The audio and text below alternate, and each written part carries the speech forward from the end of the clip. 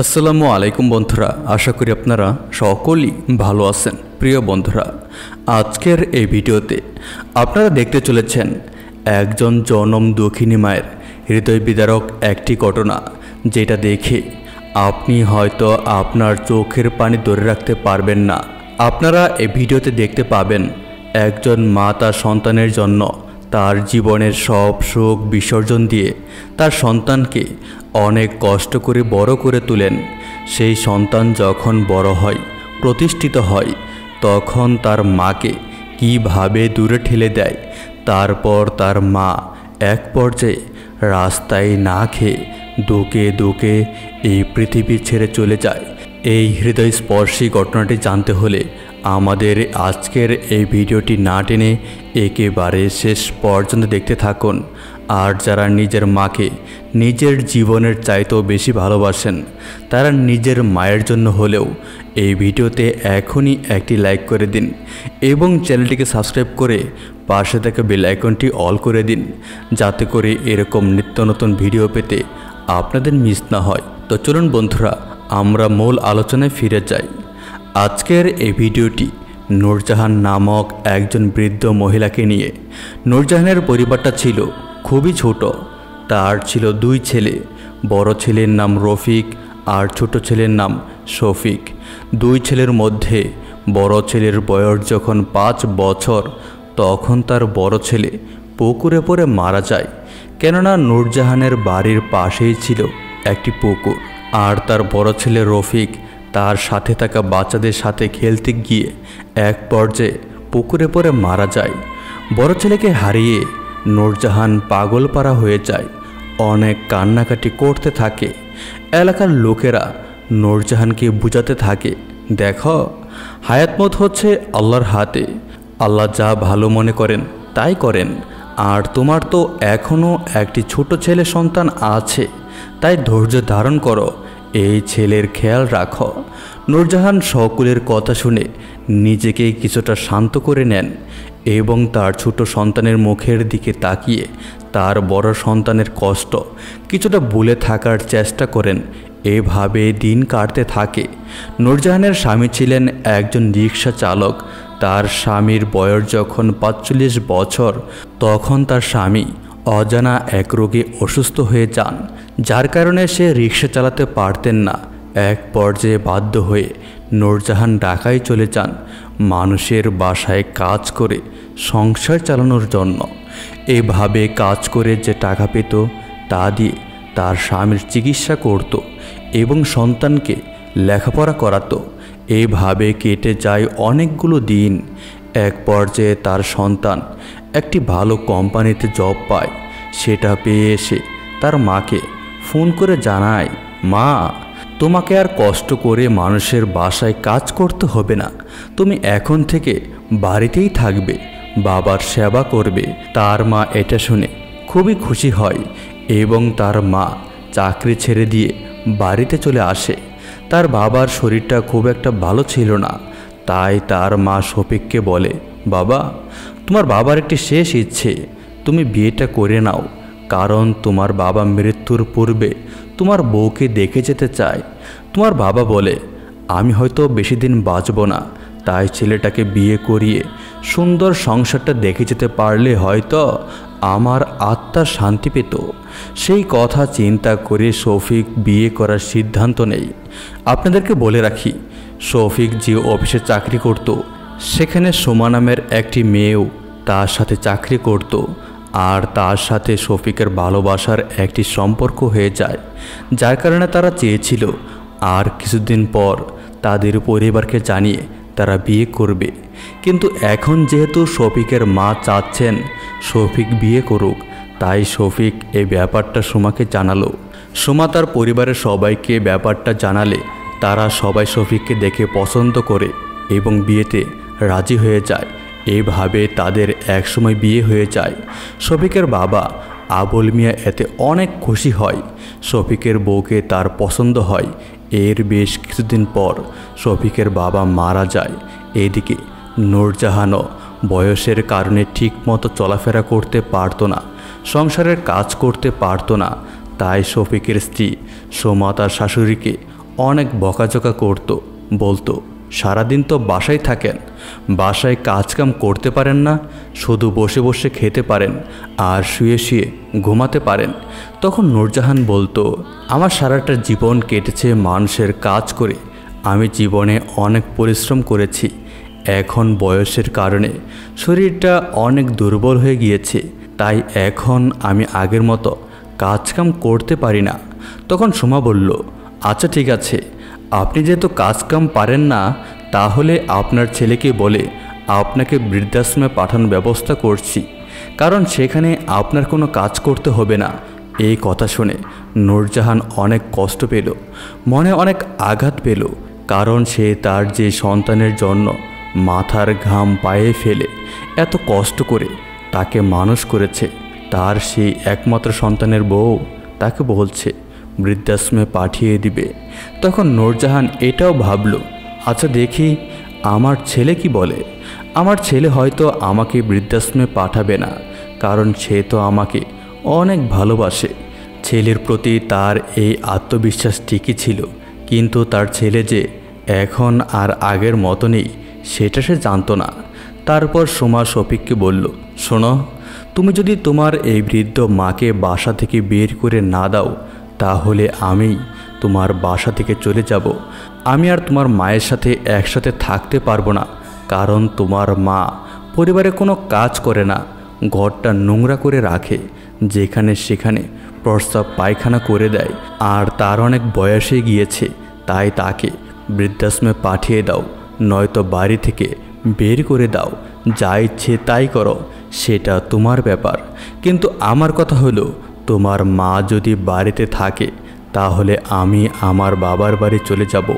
এটা শুনে শফিক তার মাকে সত্যি সত্যি বলল, মা, তুমি কি চাও না আমি একটু সুখে থাকি?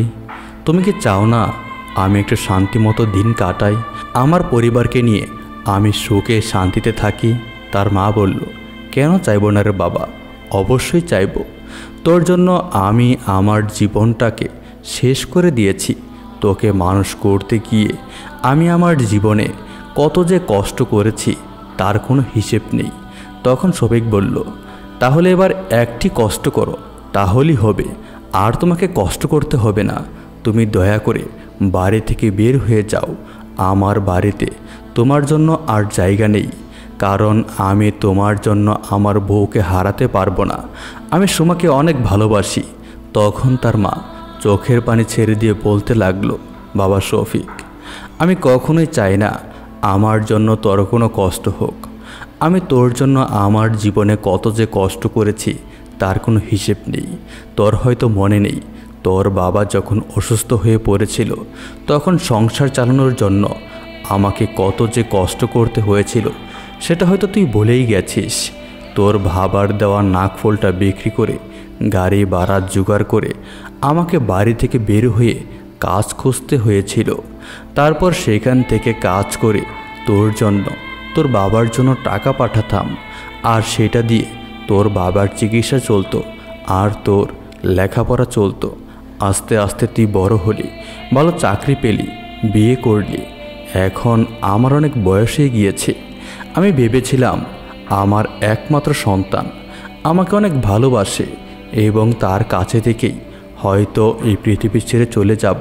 বাবা, আর কয়টা দিনই বা আমি বাঁচতাম, আমাকে তোর ঘরে জায়গা দিতে পারলি না। বাবারে, আমি মা আজকে তোর কাছে বোঝা হয়ে গেলাম। যেই মা তোকে এত কষ্ট করে লালন পালন করেছিল, নিজের রক্ত পানি করে টাকা উপার্জন করে লেখাপড়া করিয়েছিল, সেই মা তোর কাছে আজ বোঝা হয়ে গেল।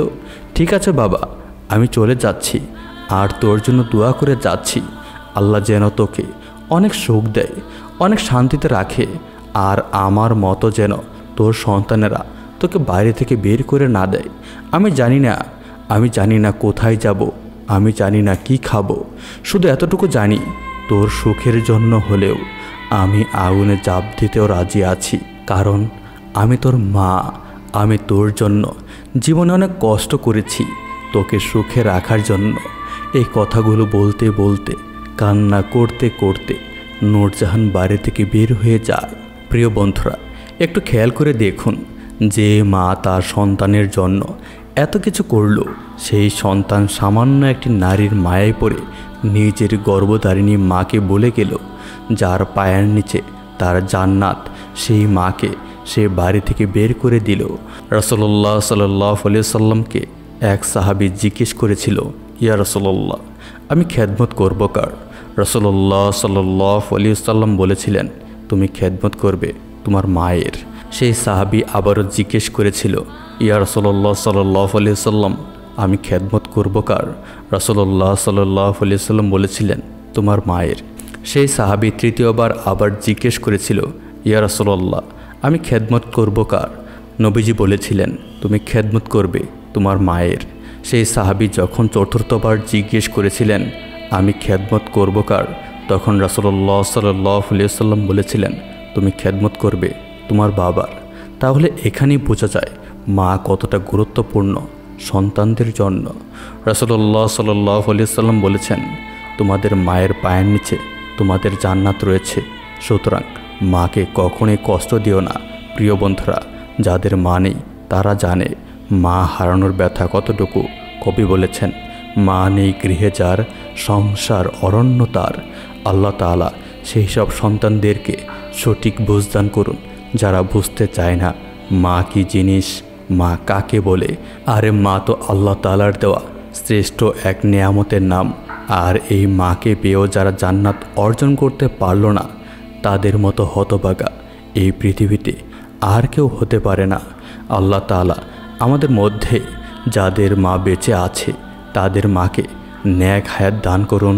আর যাদের মা এই পৃথিবীর মায়া ছেড়ে চলে গেছেন, তাদের মাকে আল্লাহ তাআলা জান্নাতুল ফেরদাউস দান করুন। সকলেই কমেন্ট বক্সে লিখুন আমিন। ইসলামের দৃষ্টিতে আদর্শ নারীর 4টি গুণের কথা বলা হয়েছে।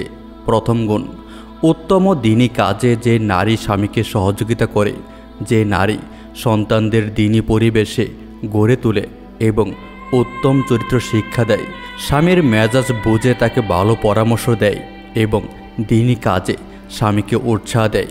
মেজাজ বুঝে, মনে রাখবেন, সৎ চরিত্রবান উত্তম আদর্শের একজন নারী একটি সংসারকে শান্তিময় উদ্যানে পরিণত করতে পারে। বিপরীতে অসৎ চরিত্রের নারী শান্তিময় সংসারকে নরকে পরিণত করে। দ্বিতীয় গুণ, রাসূলুল্লাহ সাল্লাল্লাহু আলাইহি ওয়াসাল্লাম উত্তম নারীর দ্বিতীয় গুণ সম্পর্কে বলেছেন, যে স্ত্রীকে দেখলে স্বামীর অন্তর শীতল হয়ে ওঠে। এখন ভাবুন, আপনি কি উত্তম স্ত্রী? আপনাকে দেখলে কি আপনার স্বামীর অন্তর শীতল হয়? নিজেকে প্রশ্ন করুন। মনে রাখবেন, সুন্দর স্ত্রী দেখলে মন আনন্দবোধ করে বটে, কিন্তু সুন্দর চরিত্রের স্ত্রীকে দেখলে অন্তর প্রশান্তি বোধ করে। কত সুন্দরী নারী আছে, অতুলনীয় রূপ, কিন্তু চরিত্র ভালো নয়, আচার আচরণ খারাপ, অভদ্র, স্বামীর সাথে মহব্বত নেই, সব সময় ঝগড়া বিবাদে লেগে থাকে। স্ত্রীর এত রূপ, তবু স্বামী তাকে দু চোখে দেখতে পারে না। বলুন, এরূপ লাবণ্য কি কাজের? এত রূপ দিয়েও স্বামীর অন্তর শীতল করতে পারল না, তবে কি দাম আছে এই রূপের? রাসূলুল্লাহ সাল্লাল্লাহু আলাইহি ওয়াসাল্লামের কথাটি গভীরভাবে লক্ষ্য করুন। তিনি বলেছেন, উত্তম স্ত্রীর গুণ হলো তাকে দেখলে অন্তর শীতল হয়, চোখের সাথে অন্তর প্রশান্তি বোধ করে। যে নারী স্বামীর বেশি সেবা করবে, যে নারী অধিক বিশ্বস্ত, যে কথা মান্য করে, সে সতী, খোদাভীরু, নেককার। স্বামী তাকে দেখলেই আন্তরিকভাবে আনন্দিত হবে। তৃতীয় গুণ, আল্লাহ তাআলা পুরুষদেরকে নারীদের ওপর কর্তা বানিয়েছেন, অর্থাৎ পুরুষ সংসারের নেতৃত্ব দিবেন। সতীর স্ত্রী সেই যে নিজেকে স্বামীর বিশ্বস্ত হিসেবে গড়ে তুলল, স্বামীকে বড় মনে করে সংসার করে। অনেক স্ত্রী আছে যারা শিক্ষা দীক্ষার স্বামীর চেয়ে বড়, কিন্তু সব ক্ষেত্রেই স্ত্রী স্বামীকে অগ্রাধিকার দেয়, সমাজে স্বামীকে বড় করে দেখায়। এমন স্ত্রীকে আল্লাহ বড় বানিয়ে দিবেন। চতুর্থ গুণ, সে নিজের ইজ্জত অব্র সংরক্ষণ করে। পুরুষেরা যেমন ময়দানে গিয়ে আল্লাহর রাস্তায় জিহাদ করে, দিনের দাওয়াত নিয়ে পৃথিবীর পথ ঘাট চষে বেড়ায়, আর নারীরা নিজের ঘরে থেকে ইজ্জত আব্র সংরক্ষণ করে। এটাও নারীদের জন্য জিহাদ। মোট কথা, সতী স্ত্রী তার ভালো গুণের মাধ্যমে সংসারে সুখ স্বচ্ছন্দ আনে। দিনদারি আর ক্ষুধাভীরতার দ্বারা সংসারকে জান্নাতি বাগানে পরিণত করে, যার দোয়ায় আল্লাহর আরশ কেঁপে উঠেছিল। জাহিলি যুগে এক ধরনের তালাক দেওয়ার প্রথা ছিল। স্বামী তার স্ত্রীকে বলতো, তুমি আমার মায়ের মতো। ইসলামী শরীয়তে তাকে জিহার বলে। এভাবে বললে স্ত্রী তার স্বামীর জন্য জীবনের জন্য হারাম হয়ে যেত, ফিরিয়ে নেওয়া যেত না।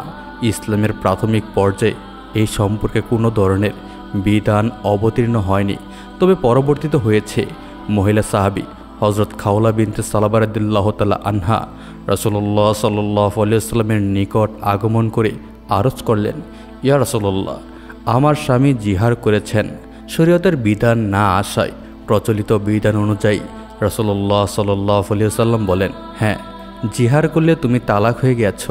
তখন হজরত খাওলা বিনতে সালাবা রাদিয়াল্লাহু তাআলা আনহা বলতে লাগলেন, তালাক হয়ে গেলে আমি কোথায় যাব?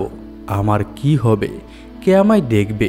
হায়, আমার বয়স হয়ে গেছে, মা বাবা আপনজন কেউ নেই, যৌবন শেষ হয়ে গেছে, অর্থবিত্তিও নেই।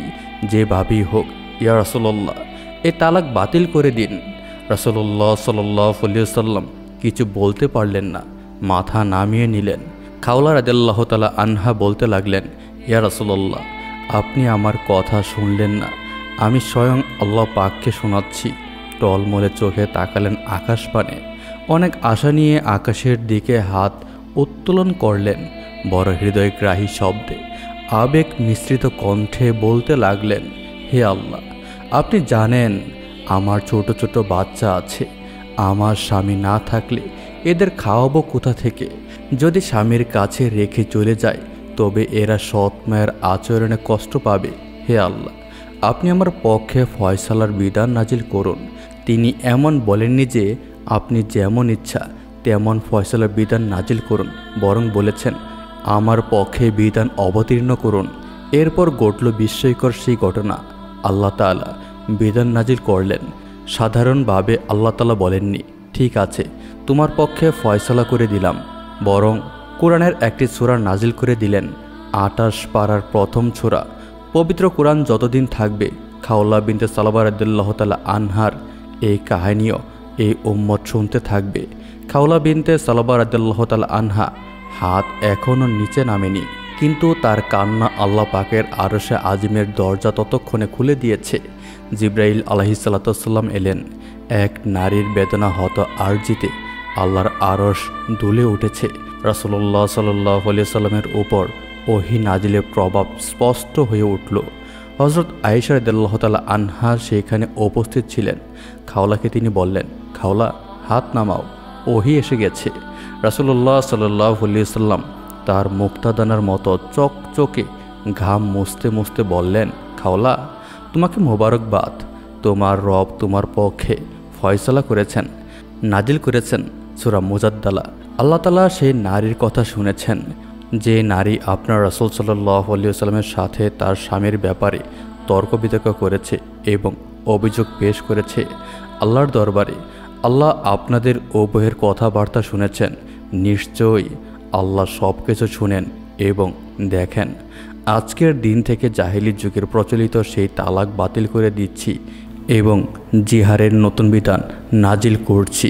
তোমাদের মধ্যে যারা তোমাদের স্ত্রীদের মায়ের সাথে তুলনা করে ফেলে, তাদের স্ত্রীরা মূলত তাদের মা নয়, তাদের মা কেবল তারাই যারা তাদের জন্ম দিয়েছে। তারা তো গর্হিত অর্থহীন কথাই বলে। নিশ্চয়ই আল্লাহ মার্জনাকারী ও ক্ষমাশীল। এরপর বলা হয়েছে, আর যারা স্ত্রীদেরকে স্বীয় মায়ের সাথে তুলনা করে তারা নিজেদের সেই উক্তি প্রত্যাহার করে ফেলবে এবং কাফারা হিসাবে স্ত্রীকে স্পর্শ করার পূর্বে একটি দাস আজাদ করবে। তোমাদের কৃতকর্ম সম্পর্কে আল্লাহ সম্যক অবগত। যদি কেউ এমন দাস মুক্তির সামর্থ্য না রাখে, সে একে অপরকে স্বামী স্ত্রী স্পর্শ করার পূর্বে একাধারে 2 মাস রোজা রাখবে। যে এত সক্ষম নয়, সে 60 জন মিসকিনকে খাবার খাওয়াবে। এই আয়াতগুলো যেমন চিরদিন থাকবে, তেমনি খাওলা বিনতে সালাবা রাদিয়াল্লাহু তাআলা আনহাও চির অমর হয়ে থাকবেন। এর একমাত্র কারণ হলো খাওলার ঈমান ও আমল আল্লাহর নিকট এতই পছন্দনীয় ছিল যে আল্লাহ তাআলা তার সম্পর্কে আয়াত নাজিল করেন। তার খাতিরে আল্লাহ তাআলা জিহাদ সম্পর্কে আয়াত অবতীর্ণ করেন। হজরত ওমর রাদিয়াল্লাহু তাআলা আনহু একদিন কয়েকজন সহযোগী সহ কোথাও যাচ্ছিলেন। পথে এই মহিলার সঙ্গে দেখা হলো। হজরত ওমর রাদিয়াল্লাহু তাআলা আনহু দাঁড়িয়ে তার সঙ্গে বাক্যলাপ করলেন। মহিলা যখন চলে গেলেন তখন সাথীরা জানতে চাইলেন, আপনি কি কারণে এই মহিলার জন্য এতগুলো মানুষের পথ বন্ধ করে দিলেন? তখন হজরত ওমর রাদিয়াল্লাহু তাআলা আনহু বললেন, তোমরা জানো এই মহিলাকে? এ হলো সে যার কথা আল্লাহ তাআলা 7 আসমানে বসে শুনেছেন। সুতরাং আমি কি তার কথা এড়িয়ে যেতে পারি? আল্লাহ শপথ, তিনি যদি স্বেচ্ছায় না যেতেন তাহলে আমি তার সঙ্গে রাত পর্যন্ত দাঁড়িয়ে থাকতাম।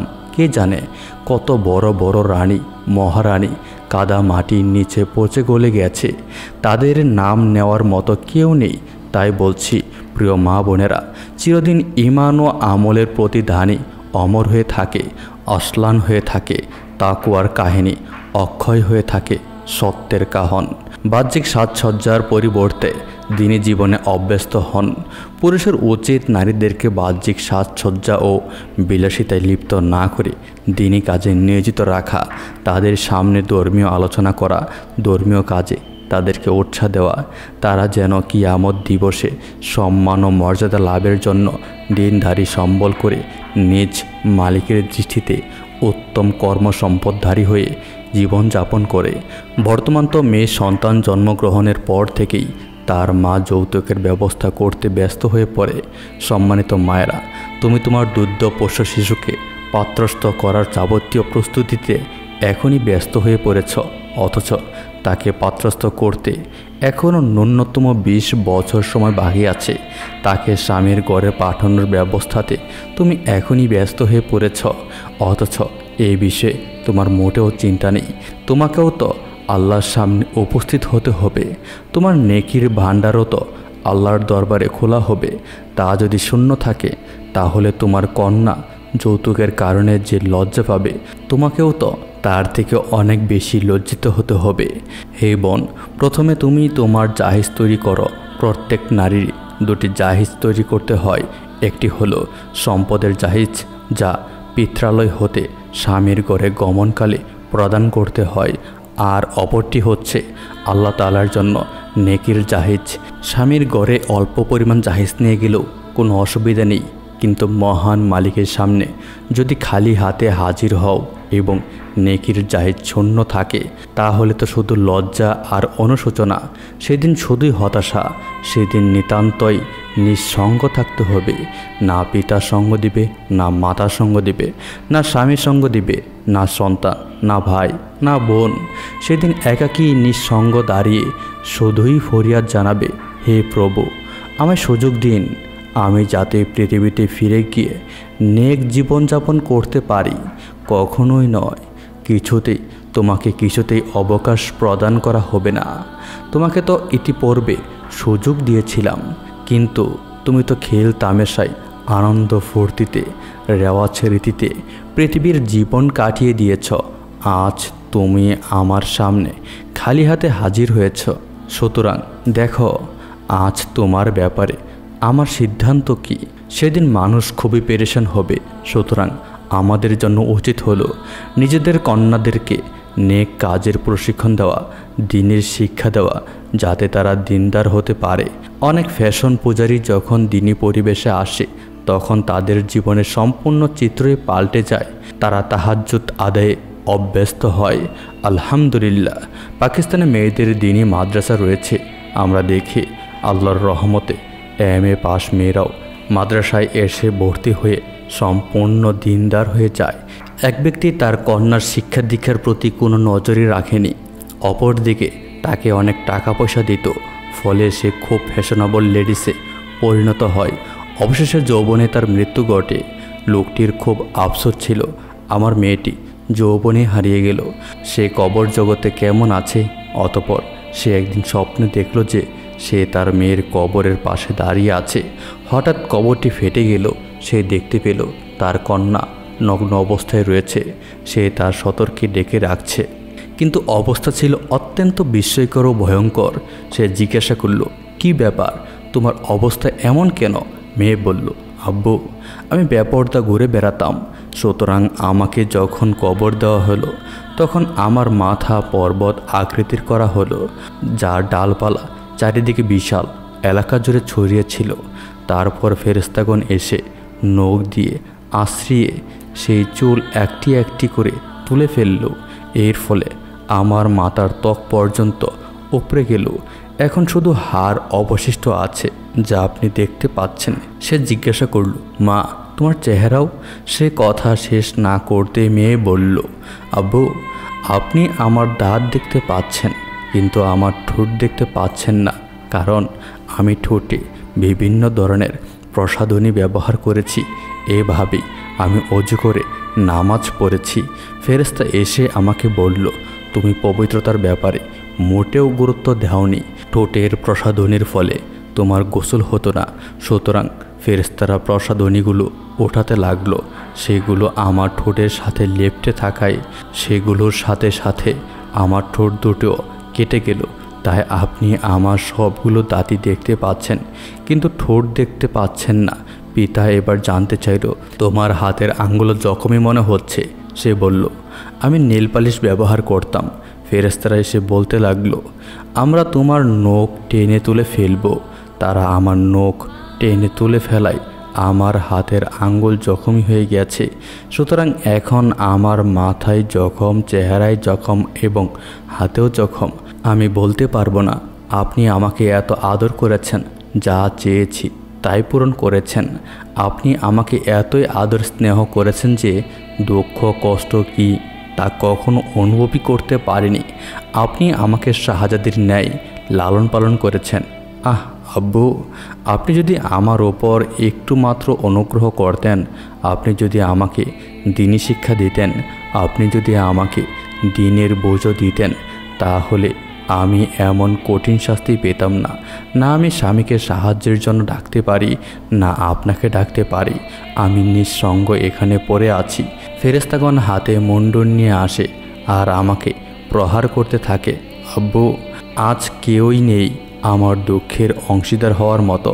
সেই ব্যক্তি জাগ্রত হয়ে অনুভব করল, হায়, আমার মেয়ে যদি আজ জান্নাত লাভ করত।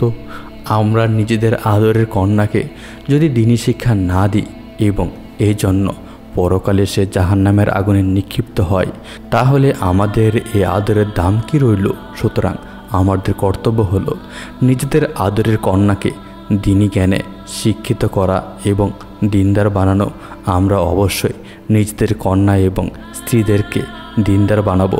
নারীদের দিনদার হওয়ার ক্ষেত্রে আমরা সহযোগিতা করব। বাহ্যিক রূপ লাবণ্যের ভিত্তিতেই যেহেতু নারীদের মূল্যায়ন করা হয়ে থাকে, তাই জন্মের পর থেকেই মেয়েরা নিজের বাহ্যিক সৌন্দর্য বজায় রাখার প্রতি মনোযোগী হয়ে ওঠে। সারাক্ষণই তার চিন্তা চেতনায় মিশে থাকে, কীভাবে কাপড় পরলে আমাকে সুন্দর লাগবে, এভাবে চোখ সুন্দর দেখাবে, ওভাবে আমার চেহারা সুন্দর লাগবে, হাত সুন্দর দেখাবে ইত্যাদি। সর্বদা শুধু তার একই চিন্তা, কারণ সে জানে এই মাপকাঠির আলোকেই তাকে জীবন সঙ্গিনী নির্বাচন করা হবে। সুতরাং প্রতীয়মান হলো পুরুষদের হীন চিন্তা চেতনা ও মানসিকতায় নারীর জীবনের দিক পরিবর্তন করে দিয়েছে। নারীরা যদি জানতো আমার দিনদারি হবে আমাকে জীবন সঙ্গিনী হিসাবে নির্বাচনের মাপকাঠি, তাহলে অবশ্যই সে হাদিস পাঠ করত, কোরআনের তাফসির পাঠে মনোযোগী হতো, উত্তম আখলাক ও উন্নত চরিত্র গঠনের অনুশীলন করে যেত, নিজের সম্ভ্রম ও সতীত্ব ধরে রাখতে সর্বোচ্চ সতর্কতা অবলম্বন করত, পর্দা করে জীবন যাপন করত, তাহাজ্জুদ আদায় করত, আল্লাহর ওলি হতো, আর তাকে কেউ জীবন সঙ্গিনী নির্বাচন করে নিত। মাপকাঠি যেহেতু পরিবর্তন হয়ে গিয়েছে, সেহেতু তাদের মধ্যেও পরিবর্তন প্রবেশ করেছে। বাহ্যিক সৌন্দর্যই যেহেতু জীবন সঙ্গিনী নির্বাচনের মাপকাঠিতে পরিণত হয়েছে, সেহেতু জন্মের পর থেকেই নারী শুধু একই ভাবনায় মগ্ন থাকে, কিভাবে চললে, কোন পদ্ধতির মাধ্যমে অন্যের চোখে তাকে সুন্দর ও আকর্ষণীয় মনে হবে, সে পদ্ধতি সে ব্যবহার করে থাকে।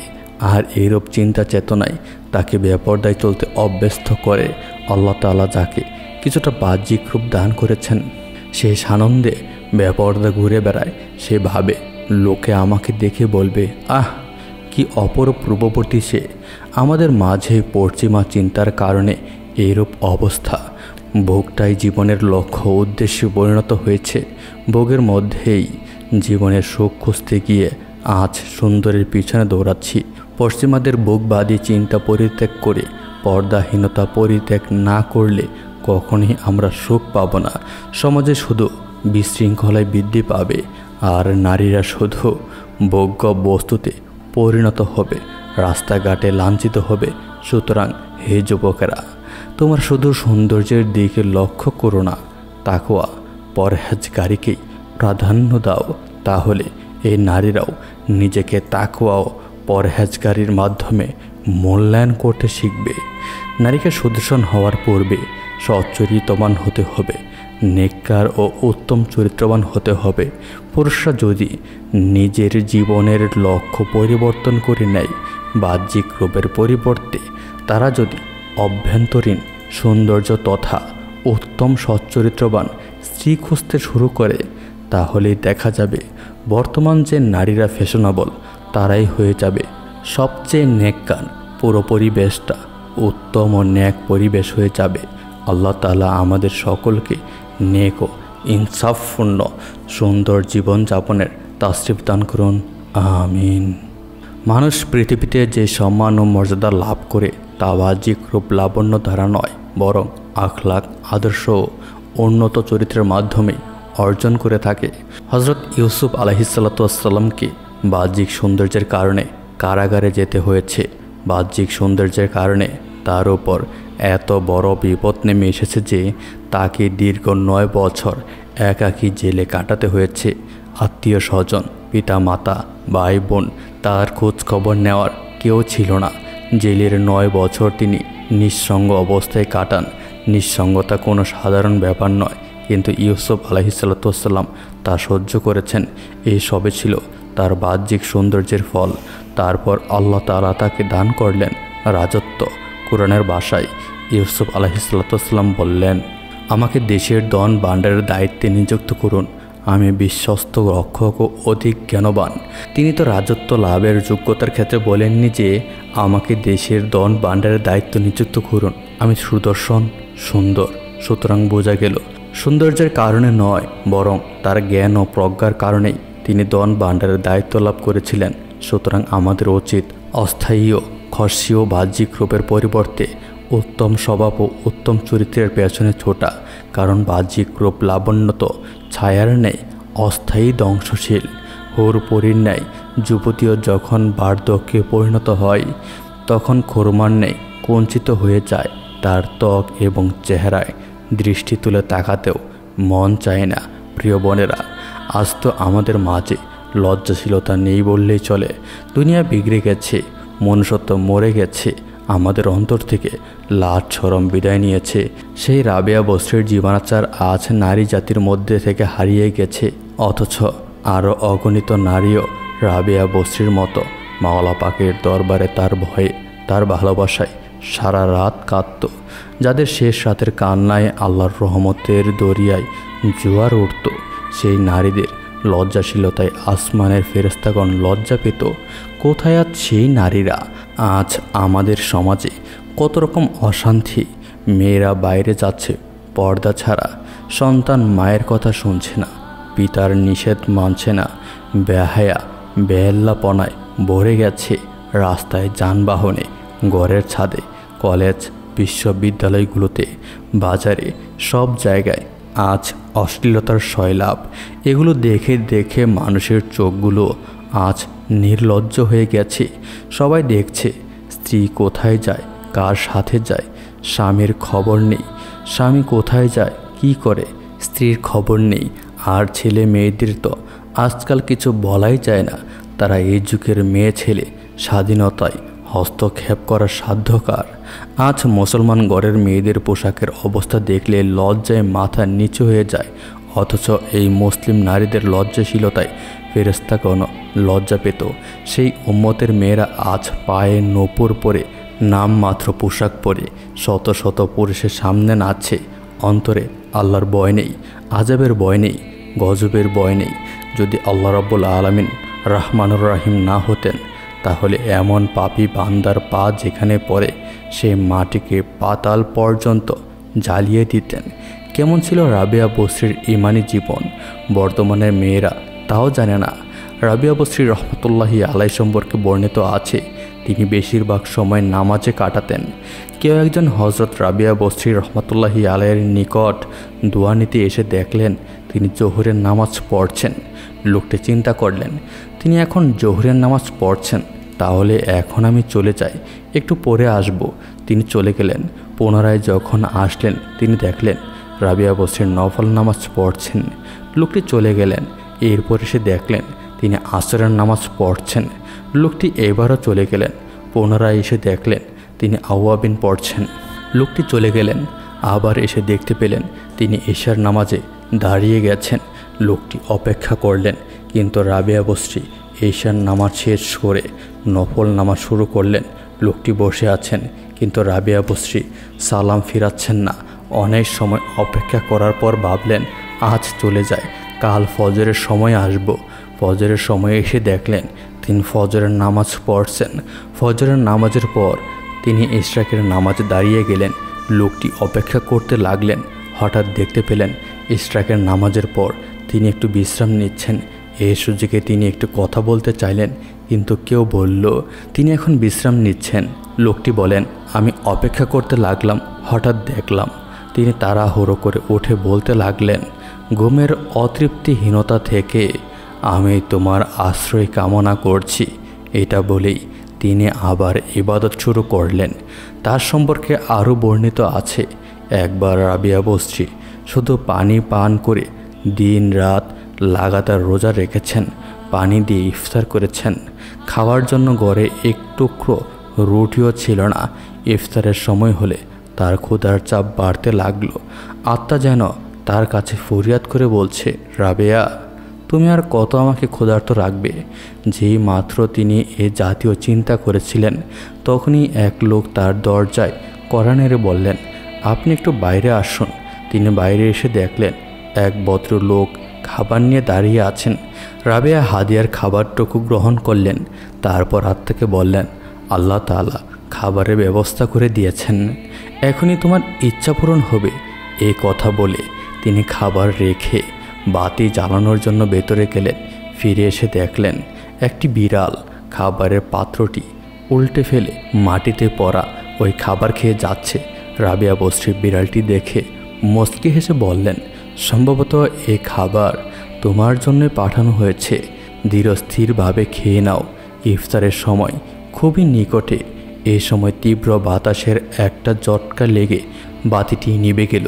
রাবেয়া অন্ধকারের ভেতরে সামনে এগোলেন। আচমকা পানির পাত্রটি পড়ে ভেঙে গেল। পানি মাটিতে পড়ে গেল। অনিচ্ছায় তার মুখ থেকে এই শব্দগুলো বের হয়ে এলো, হে আল্লাহ, এটা কেমন রহস্যময় আচরণ। আমি গুনাহগার, তাই জানি না কিসে তোমার খুশি। উত্তরে অদৃশ্য থেকে একটি আওয়াজ ছিল, হে আমার প্রিয় বান্দি, তুমি চাইলে আমি তোমার জন্য দুনিয়ার অনেক নিয়ামত দিতে পারি, কিন্তু বিনিময়ে আমি তোমার মন থেকে আমার দুশ্চিন্তা ফেরত নিয়ে নিব। আমার দুশ্চিন্তা আর দুনিয়ার নিয়ামত একই মনে কখনো একসাথে থাকতে পারে না। হে রাবেয়া, তোমার যেমন একটি উদ্দেশ্য আছে, আমারও তেমনই একটি উদ্দেশ্য আছে। তবে তুমিই বলো এই দুটি উদ্দেশ্য একসাথে কিভাবে থাকতে পারে।